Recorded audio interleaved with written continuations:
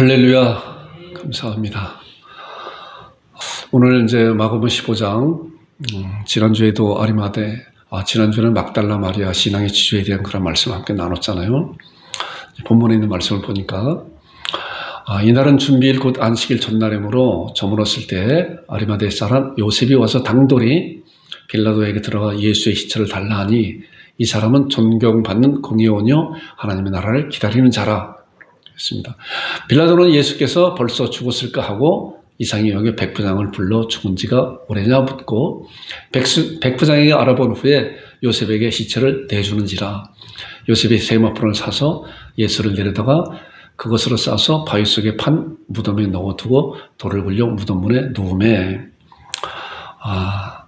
이 말씀을 이제 지난주에도 말씀을 함께 이렇게 나눴었던 그런 말씀인데, 막달라 마리아에 대한 그런 말씀은 이제 이렇게 빼고 아리마대 사람 요셉에 대한 그런 말씀을 이렇게 보았습니다.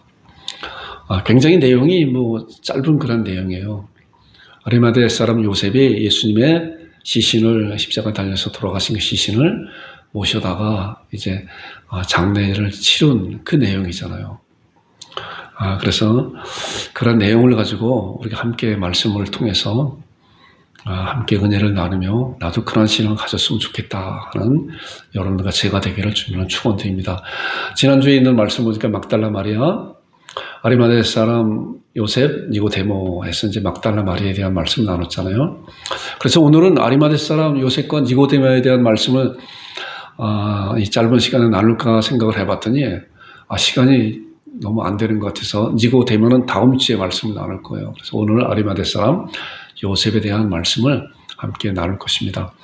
그런데 성경에 보게 되면 아리마대 사람 요셉에 대한 그 말씀에 대한 기록이 그렇게 많지 않아요. 성경에 대한 그런 기록이 많지 않게 되면은 말씀을 준비하는 이제 설교자, 목사들이 참 많은 이제 고민을 하게 돼요. 그래서 오히려 저는 이번 기회를 통해서 말씀을 더 깊이 그 말씀이 어떠한 말씀인가를 이렇게 생각해 보면서 기도하면서 말씀을 함께 나눴으면 좋겠다는 그런 생각을 갖고 말씀을 준비했습니다. 자, 막달라 마리아 지난주가 있는 말씀을 보니까 막달라 마리아는 어땠어요? 하나님을 사랑하는 그런 마음이 특심이 있었잖아요. 특심이. 예수님의 제자들보다, 사도들보다 특심 있는 그런 마음을 가지고 그래서 막달라 마리아 무덤에서 깜깜한 그런 가운데 새벽에 무덤에서 예수님이 제자들은 다 그냥 뿔뿔이 갔는데 무덤을 들여다보는 그런 가운데 예수님을 첫 번째 부활하신 예수님을 만났잖아요. 하나님께서 그 마음을 늘 우리와 함께 하신 그 하나님께서 우리 주님께서 막달라 마리아 옆에 계신데도 마리아는 모르는 가운데 우리 주님은 막달라 마리아가 행하는 그런 마음과 그 행동을 다 보셨잖아요. 그래서 그런 가운데 첫 번째 부활하신 예수를 만난 자가 바로 막달라 마리아라고 그랬죠. 그래서 막달라 마리아가 가서 제자들에게 내가 주를 보았다 하고 주께서 자기에게 이렇게 말씀하셨다 이러니라. 자, 내가 주를 보았다. 얼마나 놀라운 그런 복이에요. 부활하신 예수님께서 늘 공생의 기간 동안에 제자들에게도 이제 내가 죽었다가 사흘 만에 부활할 거라라고 하는 그런 말씀을 하였어도 제자는 그것이 귀 밖에 들린 거예요. 참 그런 것을 보게 되면은 세 번씩이나 이제 복음서에 보게 되면 세 번씩이나 제자들이 내가 종교 지도자들에게 잡혀서 고난받고 십자가에서 죽었다가 사흘 만에 부활할 거라고 했는데도 정작 예수님이 십자가에 달리심과 돌아가심을 통해서도 이제 부활할 거는 기다린 것이 아니라 그들은 그 생각이 마음에 있지 않은 그래서 하나의 지식으로 있는 그런 것을 보았는데 막달라 마리아는 특심 있는 가운데 하나님을 사모하고 또한 사랑하는 그런 마음에 우리 주님께서는 막달라 마리아 첫 번째 부활하신 그런 모습을 보여주셨습니다. 그래서 내가 주를 보았다라고 했어요.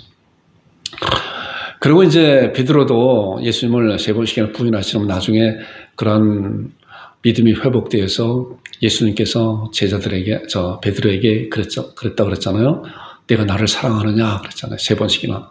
그랬더니 베드로가 내가 주님을 제자들보다 사랑합니다 라고 세 번씩이나 했잖아요. 그래서 예수님께서는 그에게 뭐예요? 내 어린 양을 먹여라, 내 양을 쳐라, 내 양을 먹여라 라고 하는 그런 부탁을 했죠. 이 말씀인지 그거 하잖아요. 요한의 아들 시몬 베드로야 나를 사랑하느냐? 세 번씩이나 물어봤는데 사랑합니다 라고 했잖아요. 내 어린 양을 먹이고 내 양을 치고 내 양을 먹이라. 사랑합니다. 그리고 이제 시편 18편에 우리가 말씀을 지난주에 생각나나요? 나의 힘이 되신 여호와여 내가 주를 사랑합니다 라고 그랬잖아요. 주는 나의 반석이시요 요새시요 나를 건지신 자시요 나의 하나님이시요 나의 피할 바이시요 방패시요 나의 구원의 푸르신 나의 산성입니다. 나의 힘이 되신 여호와여 내가 주를 사랑합니다. 여호와는 나의 반석이시요 요새시요 나를 건지시는 자시요 나의 하나님이시요 내가 그 안에 피할 나의 바위시요 나의 방패시요 나의 구원의 푸르신 나의 산성입니다. 나의 힘이 되신 여호와가 바로 나의 반석이시요 바위고 산성이시라고 하는 그런 굳건한 믿음을 갖고 내가 주님을 사랑합니다. 지난주에 이런 설교를 하면서 여러분들에게 한번 혼자 조용한 시간에 있을 때 내가 주님을 사랑합니다 라고 한번 고백해 보라고 그랬죠. 여러분들 해보셨어요? 해보셔야 돼요. 그러면 어떠한 우리 마음가짐 반응이 일어나는 걸 알 수 있어요. 다 각자가 달라요. 내가 주님을 사랑합니다 라고 주 앞에 나갈 때 우리 주님께서 여전히 나를 사랑하고 계시면서 이제 내 자녀가 예수 그리스도로 말미암아 구원받은 나의 특별한 보물 1호가 무슨 고백을 하는 것인가를 귀를 기울이고 보신다는 거예요. 내가 주님을 사랑합니다 라고 여러분 다 같이 해보셔야 돼요. 말씀에서도 마태복음 산상수훈이라고 그러잖아요. 마태복음 5장, 6장, 7장에 쭉 말씀을 하면서 7장에 가면 그런 말씀이 있어요. 내 말을 듣고 행하는 자는 반석 위에 지은 자다. 그런데 내 말을 듣고 행하지 않은 자는 모래 위에 지은 자다. 풍랑이 오지 않고 비바람이 치지 않았을 때는 반석 위에 지은 자나 모래 위에 지은 자나 똑같아요. 그런데 비바람에 치고 풍랑이 이를 때 반석 위에 지은 그 집은 든든하게 있고 모래 위에 집은 그냥 다 허물어진다는 거예요. 우리의 신앙도 마찬가지로 우리의 신앙을 주님께서 산상수훈을 통해서 말씀하고 있는 것인데 우리가 말씀을 듣고 그래서 제가 가끔 그 말씀을 드리잖아요. 강단에서 선포하는 그 말씀이 목사의 말로 듣지 말고 목사의 입을 통해서 나오는 하나님의 말씀을 우리가 받아야 돼요. 그렇기 때문에 지난 주간에도 이런 말씀을 했을 때 내 말을 듣고 지켜 행하는 자 예수 그리스도의 그러한 은혜가 평강이 우리와 함께 하신다고 하는 그런 빌립보서 4장 9절에 나오는 그런 말씀같이 내가 주를 사랑합니다 라고 할 때 이런 것이 나와요.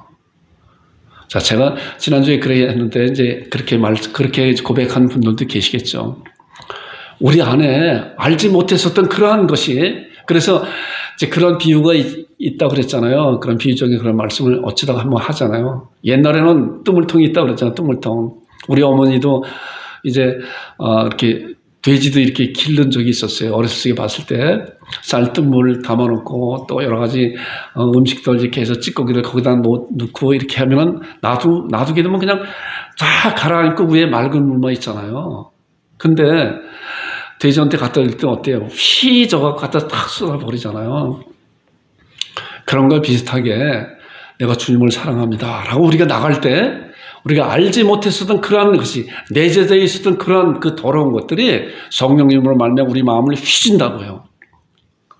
우리가 사실 이런 것을 경험을 해봐야 되는 거예요. 그랬을 때 우리 주님께서는 휘져 있는 그런 것을 우리 주님 앞에 다 토로해 놔야 돼요. 그래야만이 하나님과 나의 그런 관계가 회복되면서 우리가 다시 하나님을 사랑할 수 있는 그런 자로 하나님께서 우리를 변화시켜 주는 거예요. 그래서 제가 지난 주간에도 여러분들한테 오늘 지금 말씀드린 그 말씀 드리지 않고 한번 해보세요 그런 걸 그 말씀이에요. 여러분들 한번 말씀과 같이 내가 주님을 사랑합니다 라고 주 앞에 나가보세요. 그랬을 때 우리 마음가에서 어떤 변화가 일어나는 것인가. 우리 주님께서 내 마음을 성령님이 내 안에 계셔서 나를 휘집어 놓고 우리 주님 앞에 깨끗한 자로 변화시키는 그런 놀라운 은혜가 있다는 그런 사실을 여러분들과 제가 늘 경험하는 그런 자들이 되기를 주님으로 축원드립니다. 자, 이제 아리마대 요셉은 누구인가? 아까 말씀드린 것이 성경에 그렇게 많은 기록이 없기 때문에 어떤 면에서 말씀을 이렇게 함축해서 말씀을 나눌 거예요. 자, 아리마대 요셉이 누군가? 자, 요셉의 이름을 가진 자들, 지난주에도 마리아의 이름을 가진 여러 명의 그런 말씀을 이렇게 봤잖아요. 예수님의 육신의 어머니도 마리아, 그랬다고 그랬잖아요. 그래서 막달라 마리아도 있고 예수님의 제자들의 그런 어머니도 마리아가 있다고 그랬잖아요. 자, 요셉의 이름, 이제 우리나라도 옛날에는 지금은 이제 그 단어들이 굉장히 많아서 이름들이 아주 각자 이렇게 많았음에도 불구하고 같은 이름을 가진 사람들이 있어요. 저도 제가 본 오길인데 양국에 저하고 이제 한 살 차이지만은 이름이 똑같은 사람이 있어요. 그래서 어떤 데는 어쩌다가 그 편지가 우리 집으로 와요. 우리 집으로. 주소는, 그러니까 우편 배달하시는 분이 주소는 제대로 보지도 않고 이름만 보고 갖다 준 거예요. 주소는 그쪽인데. 그래서 제가 이제 그 집에다 갖다 준 적도 이제 있어요. 그래서 이제 경조사라든가 그럴 때 우리가 이제 봉투를 이렇게 할 때 저는 꼭 이제 앞에 이제 저기를 쓰죠. 지금 같아서는 양곡 참빛교회 권호길 목사 이렇게 해서 이렇게 내요. 그래야 받는 사람이 이 권호길이는 이 권호길이구나 라고 이제 알 수 있잖아요. 여기도 이제 보니까 요셉의 이름을 가진 자들이 대표적으로 제가 세 분만 이제 소개를 하겠습니다. 구약에 야곱의 11번째 아들 요셉, 우리 잘 알잖아요. 애굽의 국무총리가 됐잖아요. 요셉이 이제 팔려갔다가 국무총리가 된 그 요셉도 요셉이에요. 자, 신약에 보니까 마리아의 남편 요셉이 누구예요?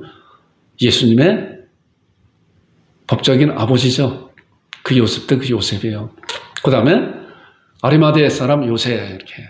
그래서 성경에는 요셉이라고 하게 되면 그 요셉이 어떤 요셉인지 모르기 때문에 앞에다가 꼭 이런 것을 붙여서 아리마대 사람 요셉이라고 이렇게 이야기하고 또 예수님의 아버지를 마리아의 남편 요셉이라고 이렇게 칭하고 있어요. 자, 이 아리마대가 어느 곳인가 제가 지도를 봤어요. 여기에요. 지도 보니까 어때요? 저기 위에가 갈릴리 호수고 지난주에는 이제 막달라 마리아가 살고 있었던 것이 갈릴리 호수 그 옆에라고 그랬잖아요. 근데 이제 아리마대에는 여기가 사회고 그 화살표 그 밑에가 이제 예루살렘이에요. 여기가 아리마대예요. 그러니까 아리마대 사람 요셉이라고 하는 그 사람은 이 아리마대 지역에서 살고 있는 그런 사이다라고 이렇게 생각할 수가 있습니다. 자, 아리마대 요셉 사복음서를 비교를 해봐야 이제 알 수가 있어요.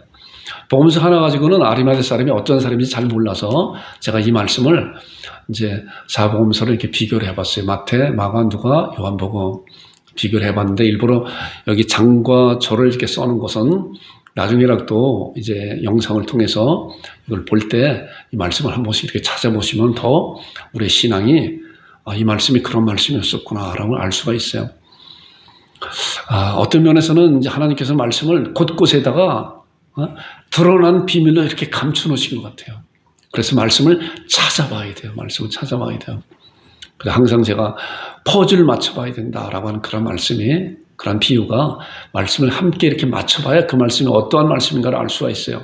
자, 보니까 아리마대 부자라 그랬어요. 요셉을 가르쳐서 아리마대 부자, 그 다음에 선하고 의롭고 존경받는 공회원이다. 사내들인 공회원. 자, 공회원이라고 하는 사내들인 공회원은 약 70명으로 구성된 이스라엘을 통치하는 정치적으로, 경제적으로, 종교적으로 통치하는 아주 권력 있는 그런 기관이에요. 거기에 이제 공회원인데 그 중에서도 선하고 의롭고 존경받는 자가 누구예요? 아리마대 요셉이에요. 이것도 아리마대에서 부자로 이렇게 칭함을 받고 있는데 그가 이런 표현은 어떤지 몰라도 구두쇠가 아니라 선하고 의롭고 존경받는다고 하면은 어려운 자들을 돌보면서 자기의 갖고 있는 그런 재물을 그래도 많이 이렇게 베푸는 그런 자였었구나라고 우리가 이러한 말씀을 통해서 이렇게 생각해 볼 수가 있어요. 그런데 이제 또 이 자가 누군가 하나님 나라를 기다리는 자라. 하나님 나라를 기다리는 자고 또 예수님의 제자라고 그랬어요. 예수님의 제자이나 유대인을 두려워 그것을 숨기고 있었다. 이게 이제 아리마대 사람 요셉이에요. 이 사복음서를 제가 이렇게 짧게 네 가지로 이렇게 요약을 해봤더니 이러네요. 다른 말씀 한 말씀만 마태복음이나 그런 말씀 보게 되면 이게 다 알 수가 없어요. 그래서 아리마대 요셉은 부자고 공의원이고 하나님 나라를 기다리고 또 예수님의 제자였었다. 그런데 그것을 숨기고 있었다. 왜 숨기고 있었는가? 그건 이제 조금 이따 말씀은 나올 거예요.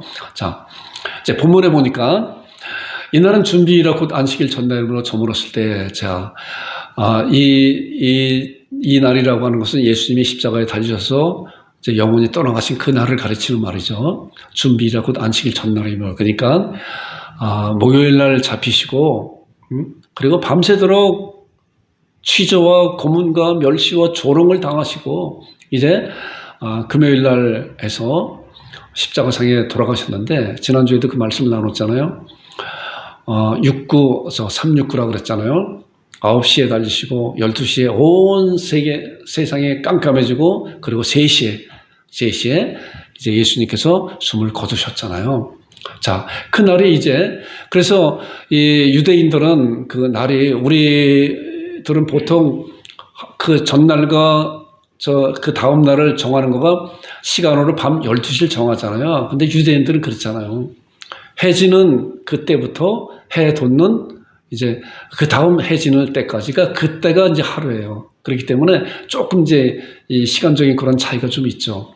자, 안식일 전날으로 저물었을 때 아리마대 사람 요셉이 와서 당돌이 빌라도에게 들어가 예수의 시체를 달라니. 그러니까 이런 말씀을 이렇게 생각해 봤을 때, 낮 3시에 생명이 떠나갔잖아요, 예수님께서. 그러면은 그날이 이제 저물었을 때라고 하면은 이제 그 다음, 그 저물었을 때부터 그 다음 저물 때까지가 안식일이 돌아오기 때문에 빨리 예수님을 시신을 내려야 되는데, 보통 해 지낼 때가 보통 한 6시라고 하면은 한 3시간 정도 시간이 없잖아요, 보니까. 그 시간에 아리마대 사람 요셉이 정말 빌라도에 가서 당돌하게 예수님의 시체를 달라 해서 그 시간에 예수님의 시신을 내려다가 장사한 그런 내용을 이렇게 볼 수가 있어요. 우리가 이러한 내용을 좀 이렇게 알아야 아리마대 사람의 요셉의 그 신앙을 조금 이렇게 생각해 볼 수가 있어요.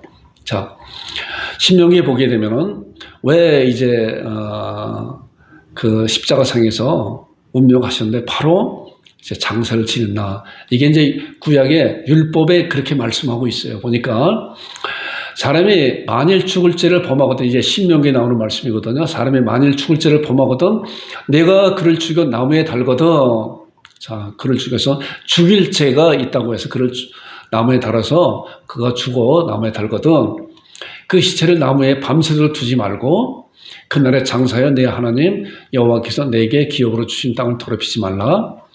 나무에 달린 자는 하나님께 저주를 받았습니다. 자, 죄를 하나님 앞에 범한 그러한 죄, 죽일 죄를 죄인 자는 이제 나무에 달려서 저주를 받는 그런 형벌을 처하게 되잖아요. 우리 예수님께서도 마찬가지로 그런 형벌을 처했죠. 왜 예수님께서 저주를 받았다고 그랬죠? 우리의 죄를 뒤집어 씌웠기 때문에, 전가받았기 때문에 예수님께서 저주를 받았다고 그랬죠. 하나님도 돌아보지 않은 그러한 저주를 받았다는 자. 그래서 유대인들의 그런 장례법은 이렇게 해서 십자가상에서 나무에 달려서 돌아가신 죽은 그런 자를 밤새도록 거기다 놓지 않고 바로 내려서 장사하는 그런 예법에 따라서 예수님도 마찬가지로 십자가상에서 3시에 돌아가시고 6시 되기 전에 이제 빌라도에 가서 아리마대 사람 요셉이 예수님의 시신을 달라고 해서 장례에 치는 그런 내용이 오늘 읽은 그 말씀이에요. 자, 우리가 이러한 사실을, 이런 배경을 이제 알고 말씀을 보아야 그런 것을 알 수가 있어요. 자, 아리마대 사람 요셉은 언제 예수님을 믿었는가? 여기에 대한 정보가, 여기에 대한 말씀이, 기록된 말씀이 별로 없어요. 거의 없어요. 요셉에 대한 구체적으로 거론을 하면서 언제 예수님을 만나서 예수님을 믿었나? 이제 다음 주에 나오는 니고데모는 예수님을 만나는 아주 놀라운 사실이 요한복음 3장에 쭉 나오는 말씀이거든요. 막달라 마리아도 예수님을 만나는 그런 사실을 우리가 지난주에 말씀을 봤잖아요. 근데 요셉은 언제 예수님을 만났는지 알 수가 없는데 제가 말씀을 찾아보면서 이랬겠구나라고 하는 그런 생각이 들어요. 누가복음 13장 31절에 보니까 그때 어떤 바리새인들이 나와서 이르되 나가서 여기를 떠나서서 헤롯이 당신을 죽이고자 하나이다. 자, 보니까 바리새인은 율법 학자들이잖아요. 바리새인들도. 요셉도 이제 사내들의 공회원이라고 하면은 이제 율법에 능통한 그런 자인데, 자, 이 말씀을 통해서 보니까 바리새인들도 이제 예수님의 편을 들고 헤롯이 당신을 죽이고자 하니까 여기를 떠나라 라고 하는 그러한 이야기를 볼 때, 바리새인들도 예수님을 믿고 있었던 그런 자들이 있었구나라고 생각할 수가 있어요. 또 요한복음 12장 42절을 보니까 그러나 관리 중에도 그를 믿는 자가 많았다. 관리 중에도 예수님을 믿는 그런 자들이 있었다는 거예요. 이런 사람들 중에 한 사람이 요셉이 아니었을까 이렇게 생각이 들어져요. 이제 결과는 우리가 알았잖아요. 결과는 예수님의 제자였고 하나님을 기다리는 자라고 분명히 말씀을 통해서 말씀하고 있는데 그렇게 된 과정은 우리가 잘 알지 못하는데 이러한 말씀을 통해서 보니까 이런 말씀 가운데 이런 자들 가운데 한 사람이 바로 아리마대 사람 요셉이었겠다라고도 우리가 생각할 수가 있어요. 관리 중에도 그를 믿는 자가 많았다. 그런데 드러나지 않았다라고 하는 거예요. 그 다음에 나오는 말씀 보니까 예수님의 제자이나 근데 그것을 숨겼다. 아까 보니까 하나님 나라를 기다리는 자고 예수님의 자녀가 있었지만은 내가 하나님의 자녀다. 하나님을 믿는 자다. 예수님이 그리스도라고 하는 것을 드러내지 않고 숨기고 있었다 그랬잖아요. 누가요? 요셉이. 자, 그런데 왜 그런 건가? 이제 말씀을 보겠습니다. 자, 요한복음 9장 22절에 보면은 이제 그런 말씀이에요. 요한복음 9장 22절은 나면서부터 이제 소경된 그런 자가 있었는데 그가 예수님을 만나고 난 다음에 그 눈이 떠졌잖아요. 소경이 떠졌어요. 나면서 소경된 그런 자가 이제 눈이 떠진 가운데 이제 종교 지도자들이 그의 부모를 불러서 이게 어떻게 된 일이냐? 자식이 있는데 결과가 이렇게 눈이 떠져 있는데 이게 어떻게 되느냐 그랬더니 그 부모가 이제 그들에게 이야기를 하는 거예요. 나는 잘 알지 못한다. 알고 있으면서도 그 이야기를 하지 않는 거야. 나는 잘 알지 못하는데 내가 아들이 장성되었으니 내 아들한테 물어봐라 라고 말씀하고 있는 거예요. 그러면서 9장 22절에 이 말씀이에요. 보니까 그 부모가 이렇게 말한 것은 내가 알고 있으면서도 이야기하지 않고 내 아들한테 물어봐라 라고 말한 것은 이미 유대인들이 누구든지 예수 그리스도를 시인하는 자는 어떻게 해요? 출교하기를 결의하였으다. 그들을 무서워함이라. 자, 예수 그리스도를 시인하는 자. 우리 아들이 예수님으로 말미암아 눈이 떠졌습니다. 라고 이야기하게 되면 어때요? 출교하기를 결의했다. 유대인 그 안에서 이제 완전히 떠나가 버리는 그런 자들이에요. 그렇게 하면 출교하게 되면 어떻게 돼요? 완전히 그 사회에서 매장되는 거죠. 매장되잖아요.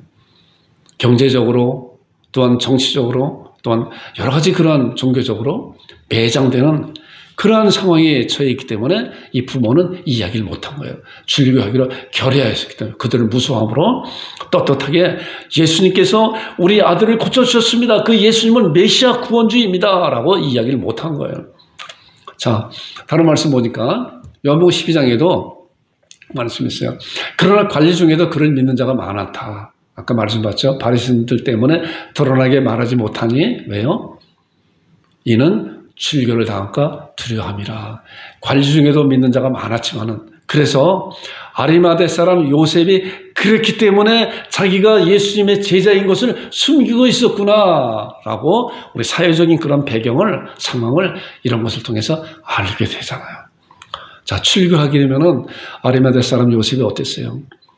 부자였었고 선하고 또한 존경받고 그런 모든 공동탑이 한 번에 무너져 버리잖아요.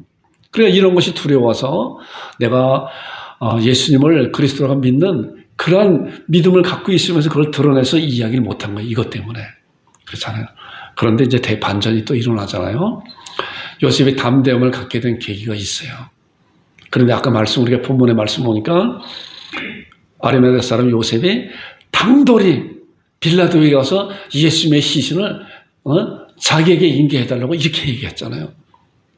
자기가 예수님을 믿는 그런 제자이면서도 숨겼던 자가 어떻게 이렇게 반전이 되었나? 그에 대한 성경에 명확하게 나와 있지 않은데 이 목사가 말씀을 묵상하면서 보니까 이때 아리마대 사람 요셉이 그 신앙이 담대함으로 변화되는 그런 기가 되었구나 이렇게 생각이 되어져요. 자, 예수님께서 이제 가룟 유다를 통해서 가룟 유다가 앞잡이가 돼서 예수님이 잡혀서 이제 가야바에게 갔다, 안나스에게 갔다, 가야바 대제사장에 갔다, 대제사장이 이제 공회원들 다 모았잖아요. 그리고 이제 신문하잖아요, 예수님을. 그 밤 사이에 예수님은 잠깐이라도 쉴 수 있는 그런 시간이 없어요. 잡히자마자 이리 끌려가고 저리 끌려가는 그런 가운데 이제 공회원들 다 모아서 대제사장이 예수님을 신문하는 그런 상황이 요 말씀이에요. 자, 마가복음 14장 60절 64절에 있는 말씀인데 긴 말씀이기 때문에 제가 짧게 요약을 해봤어요. 대제사장이 다시 물어 이르되 대제사장이 이제 공회원들이 있는 가운데서 이제 물어보는 거예요. 찾을 증거를 예수님을 죽여야 되는데 예수님을 죽일 증거를 찾지 못하니까 대제사장이 직접 물어보는 거예요. 내가 찬송받을 이 아들 그리스도냐? 자, 정콕을 물어봤잖아요. 정콕. 내가 너가 지금 찬송받을 그런 여호와 하나님의 아들 그리스도냐라고 물어봤을 때 예수님이 어떻게 대답했을까? 이제 이 상황 가운데서 요셉도 이제 그런 공회원이 있기 때문에 거기서 같이 있었잖아요. 그런 얘기를 들었잖아요. 보면서. 그러면서 예수님께서 이르시되 내가 그라 인자가 권능자의 우편에 앉은 것과 하늘 구름 타고 오는 것을 너희가 보리라. 얼마나 놀라운 진리된 말씀을 당당하게 떳떳하게 자신있게 말씀하고 있는, 금방 이런 것을 통해서 이제 금방 죽음이 임박했음에도 불구하고 전혀 흔들리지 않고 예수님께서 자기의 그런 그 질문에 대한 그런 것을 정확하게 말씀하고 있잖아요. 요셉이 이런 말씀을 들었어요. 들으면서 이제 여기서 나온 대제사장과 공회원들의 그 심판의 결과가 어떤 건가 판결이 그 다음에 나온 말씀이에요. 신성모독하는 말을 너희가 들었도다. 자, 이거 신성모독하는 말을 들었다. 그들이 다 예수를 사형에 해당한 자로 정죄하였다. 그래서 자, 거기에 있는 모든 공회원들이 다 이제 예수를 사형에 해당한다. 왜? 신성모독은 바로 죽는 거예요. 자, 그런데 두 가지잖아요. 예수님께서는 진리를 말씀하고 그들의 진리에 대한 그런 말씀을 하고 있음에도 이들이 듣기에는 이것은 신성모독이라고 했는데 여기에서 보니까 다 예수를 사형에 해당한 자로 정죄하였다. 이 다가 공회원들 전체를 이야기하는 것이 아니에요. 다른 말씀에 보면은 이 다가 공회원들 전체 이야기하는 것이 아니라고 하는 것을 우리가 말씀을 통해서 알게 돼요. 그래서 말씀은 같은 다른 말씀들 이렇게 보아야 이 말씀에 대한 그러한 그 표현을 우리가 이해할 수 있어요. 그들이 다 예수를 그랬잖아요. 그렇다고 하면 거기에 모인 공회원들이 100% 사형에 해당한 자로 정죄하였다라고 이해할 수가 있는데 그렇지 않아요. 다른 말씀 보니까 누가복음 23장 51절에 보니까 그들의 결의와 행사에 찬성하지 아니한 자라는 누가요? 그 안에 있으면서 그것에 찬성하지 아니한 자라. 그는 유대인 동네 아리마대 사람이요 하나님의 나라를 기다리는 자는 누구요? 아리마대 사람 요셉은 그 안에 있었지만은 예수님께서 내가 그라 내가 하나님의 아들이며 세상을 구원하는 구원주라 라고 말씀을 하는 그런 당당한 말씀을 보면서 이제 아리마대 사람 요셉은 마음이 변화된 거예요. 용기가 생긴 거예요. 담대함이 생긴 거예요. 그래서 그러한 결의에 아리마대 사람 요셉은 찬성하지 않은 거예요. 자, 이러한 가운데 이제 아리마대 사람 요셉은 출교를 두려워하는 것이 아니라 하나님을 사랑하고 예수 그리스도를 섬기는 그런 놀라운 신앙의 사람으로 이렇게 변화되는 그런 과정이 이것이 아니었었나 이렇게 생각이 되어집니다. 자, 찬성하지 아니한 자라. 그렇잖아요.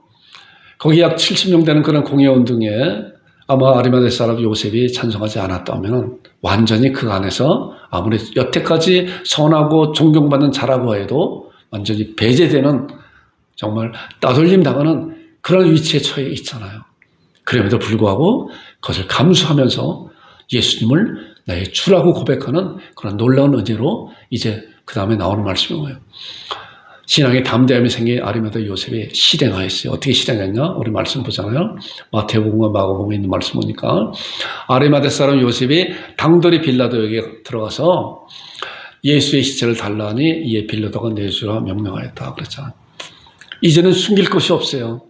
요셉은 바로 내가 섬겼었던 그 주님이 이제 정말로 하나님의 아들 예수 그리스도이구나 라고 하는 그런 분명한 확신을 가지고 담대함이 생겨서 당돌하게, 그래서 당돌이 빌라도에 갔더니 전에는 두려움과 그런 것이 있었지만은 이제는 담대한 마음을 가지고 신앙을 가지고 빌라도에게 들어가서, 자, 이것도 생각을 해보면서 보면은 빌라도가 당시에 총독이잖아요. 빌라도한테 아무나 갈 수 있는 것이 아니잖아요. 그래서 하나님의 그러한 계획이 섭리가 얼마나 아주 귀하고 묘한 것인가. 공회원인 선하고 존경받는 요셉을 사용하잖아요. 사용해서 정말 공회원이 아닌 다른 사람이 가서 빌라도에게 빌라도에게 갈 수도 없죠. 면회도 하지도 못하겠죠. 또 예수님의 시체를 달라 해도 주겠어요. 그런데 아리마대 사람 요셉이기 때문에 이미 알고 있겠죠. 공회원이니까. 그렇기 때문에 빌라도에 가서 예수님의 시체를 달라 하니 빌라도가 주라. 죽인 것을 확인하고 그리고 주라 그랬잖아요. 그래서 이런 때 하나님께서 요셉을 사용하는 그런 놀라운 은혜가 있구나라고 이렇게 생각을 해보게 됩니다. 자, 그래서 이제 요셉은 예수님을 십자가상에서 내리시면서 그리고 이제 장례를 하는 그런 과정이 사복음서에 다 나와요. 그러니까 제가 요약을 해봤어요. 요셉이 예수님의 시신을 십자가에서 내려, 이제 여기서 이제 요셉만 나오지만은 요셉이 혼자 어떻게 예수님의 시신을 내리겠어요? 주변에 다른 사람들이 같이 도와줬겠죠.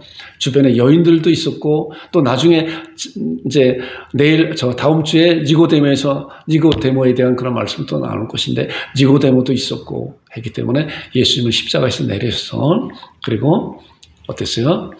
유대인의 장례법에 따라 향품과 함께 세마포로 싸서 바위 속에 자기 판 그 새 무덤에 장사하고 큰 돌을 묻어 무덤을 막았더라. 그리고 장례를 일단 마쳤잖아요. 그 당일날로 안식일이 되기 그런 밤이 되기 그 당일날로 이렇게 했어요. 자, 이런 것을 이제 뭐 정리해 보게 되면은 아리마대 사람 요셉이 예수님 장례를 위해 드린 것이 무엇인가? 자, 우리가 말씀을 통해서 아리마대 사람 요셉이 예수님의 장례를 위해 드린 것이 뭐예요? 먼저 자기의 신앙을 드렸잖아요. 마음의 신앙을 드렸잖아요. 그래서 당돌에게 저는 숨겼지만 이제는 드러내서 이제 빌라도에게 가서 예수님을 시신을 달라라고 이렇게 자기의 마음을 드렸고, 그리고 장례를 위해서 세마포와 향품을 준비했어요. 그리고 자기를 위한 새 무덤을 예수님한테 드렸다는 거예요. 그러잖아요. 지금도 이제 가묘를 하잖아요. 가묘. 이제 사설묘지나 또 이런 공동묘지 가게 되면은 아직 묻히지 않았지만은 미리 이제 가묘를 만들어 놓잖아요. 아마 이때도 이제 그랬던 거예요. 아리마대 사람 요셉이 이제 부자고 하니까 자기가 앞으로 들어갈 그런 묘를 미리 이제 파놓고, 지금 이제 연세 드신 그런 분들도 이제 그런 것 같아요. 그리고 자기가 들어갈 그런 무덤도 가끔 또 이렇게 가보신다고 하더라고요. 아마 아리마대 요셉도 이제 그러지 않았을까 하는 생각이에요.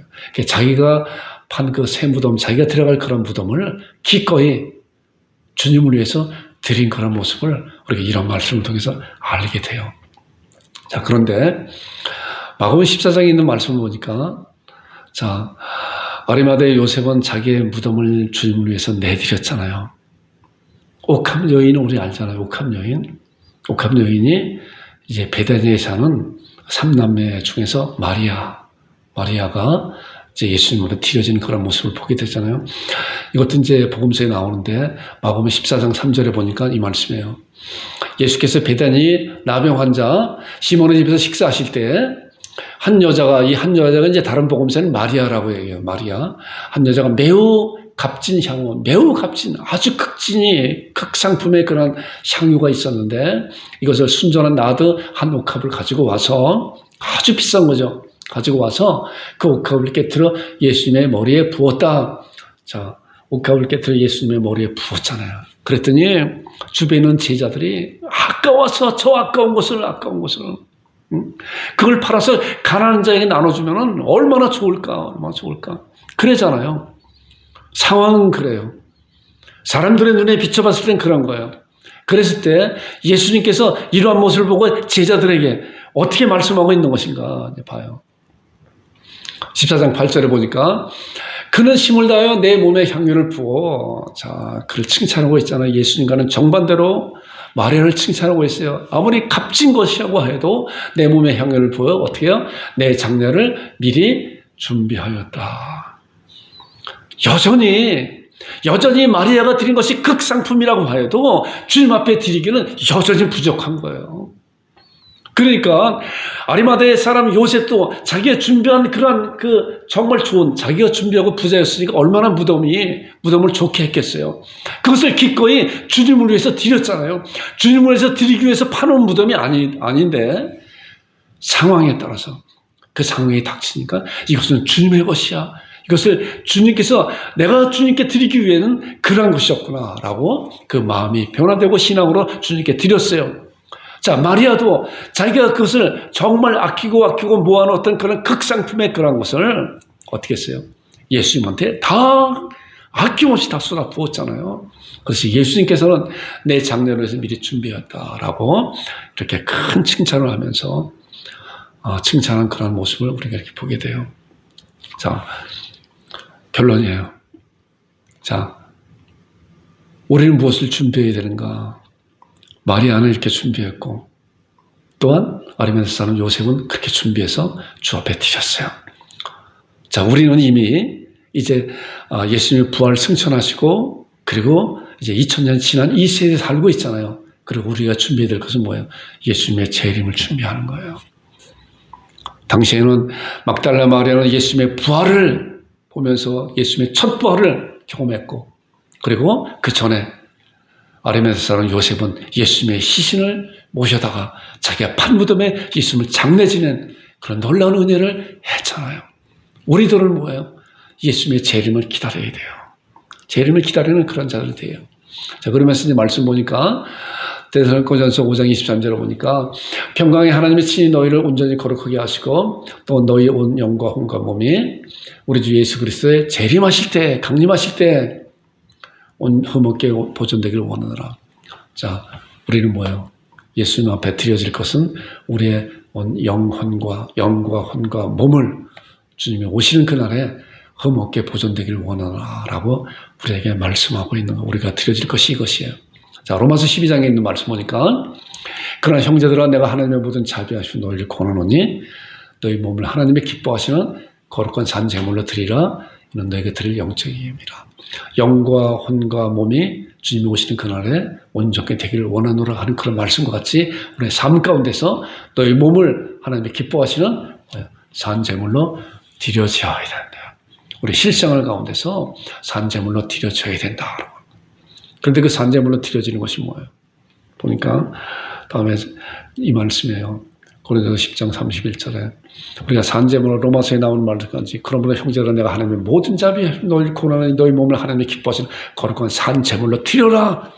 이는 우리의 영적 예배라 그러는데 그 산제물로 드려지는 것이 실생활 가운데 그 실행이 무엇인가 하면 고린도서 10장 31절에 나오는 그 말씀이잖아요. 너희가 먹든지 마시든지 무엇을 하든지 하나님의 영광을 위해 하라. 우리가 살아도 주를 위해서, 죽어도 주를 위해서, 먹든지 마시든지 무엇을 하든지 하나님의 영광을 위해 하라. 그래요. 고린도전서 15장 58절.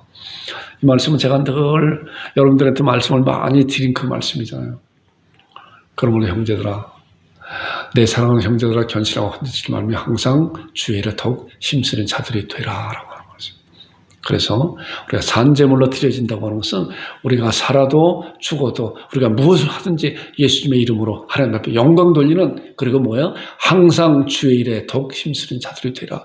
주의 일에 힘쓰는 자들이 뭐예요? 주께서 우리에게 말씀한 그 내용을 우리 삶 가운데 실천하는 거예요. 실행하는 거예요. 이것이 바로 예수님의 재림을 기다리는 그런 자들이 하나님 앞에 드려지는 그런 드림이라고 하는 거예요. 그래서 여러분과 제가 이렇게 드려지는 자들이 되기를 주님의 축원드립니다. 이제 마지막 말씀이에요. 본문에 있는 말씀 보니까 요셉이 세마포를 사서 예수를 데려가 그걸 싸서 바위 속에 판 무덤에 넣고 돌을 굴려 무덤 문에 놓음에, 그리고 47절은 우리 본문 말씀으로 읽지 않았지만 막달라 마리아와 요셉의 어머니 마리아가 예수 등을 보더라 그랬어요. 그리고 이제 아리마대 사람 요셉은 예수님을 장례 치르고 난 다음에 더 이상 성경에 그 이후로 기록이 없어요, 보니까. 그런데 제가 그랬으면 아리마대 사람 요셉이 이런 놀라운 신앙에 변화된 그런 신앙을 갖고 있는 이 요셉이 어떤 삶을 살았을까 하는 그런 생각을 잠시 이렇게 해봤어요. 해봤을 때 성경 말씀을 통해서 이런 생각이 들어요. 보니까 고린도서 15장 이제 3절부터 예수님께서 성경대로 십자가상에서 죽으시고 성경대로 이제 사정에 장사 지낸 바 되셨다가 성경 사흘 만에 다시 살아나셨고 개바에 모시고 후에 12 제자에게와 그 후에 500의 형제에게 일시에 보이셨는데 그 중에 지금까지 대수 살아있고 어떤 사람은 잠들었습니다. 그 후에 누구요? 500의 형제. 500의 형제 이름이 낱낱이 기록되지 않았잖아요. 여기 보니까 기록된 사람은 개바에게 12 제자에게 그리고 500여 형제에게 400 아주 몇십 명 되는 그런 예수님의 제자들도 예수님의 부활하심을 보았어요. 그 중에 한 명이 아니었을까라고 생각이 되어져요. 그리고 난 다음에 예수님께서 부활 승천하시면서 이제 너에게 몇날이 못 되어 성령의 충만을 받을 것이라 라고 하는 그런 약속을 하고 예수님이 승천하셨을 때 예수님의 제자들이 이제 마가의 다락방에 모여서 오순절까지 이제 기도하는 그런 모습을 보게 되잖아요. 그 말씀이 이런 말씀이에요. 모인 무리의 수가 약 120명이나 되더라. 그때 베드로가 그 형제들 가운데 일어서서 약 120명이 되더라. 자, 500의 형제 중에 아리마대 사람 요셉도 있지 않았을까? 제가 나름대로 그냥 생각을 해본 거예요. 그런 신앙을 갖고 있는 그런 자가 거기서 떠나갔겠어요? 예수님 부활하신 그런 제자들, 부활하신 그 예수님의 그런 제자들과 함께 같이 있었고, 또 예수님께서 명령한 오직 성령이 너에게 임하시면 너희가 권능을 받고 예루살렘과 온 유다 사마리아 땅까지 이루어 정인이 되리라 라고 하면서 너희들이 이제 예수님의 성령님의 그런 충만을 받는 그러한 것을 기다리고 기도하고 있으라 라고 하는 그런 가운데 120명 중에도 요셉이 함께하지 않았을까 하는 그런 생각을 이렇게 해보게 됩니다. 왜 그런 생각을 해보냐고 하면 아까 말씀드린 것 같이 아리마대 사람 요셉은 예수님을 장례 치르고 돌을 맞고 난 다음에 그 이후에 성경에 기록이 없어요. 그런 신앙을 갖고 있는 자가 막달라 마리아도 마찬가지로 그런 신앙을 갖고 있는 자가 예수님의 제자들과 함께 같이 있지 않았을까 하는 생각을 하고 또한 그 이후로 공회원의 그런 자리를 유지하기 위해서 연연하기 위해서 예수님의 제자인 것을 숨기지 아니하고 오히려 드러내서 예수님의 제자들과 함께 하나님의 복음을 담대히 증거한 그런 자가 되지 않았을까라고 하는 그런 생각을 잠시 해보게 됩니다. 여러분과 저도 그런 자들이 되기를 주님으로 축원드립니다. 우리 기도하겠습니다. 하나님 아버지 감사합니다.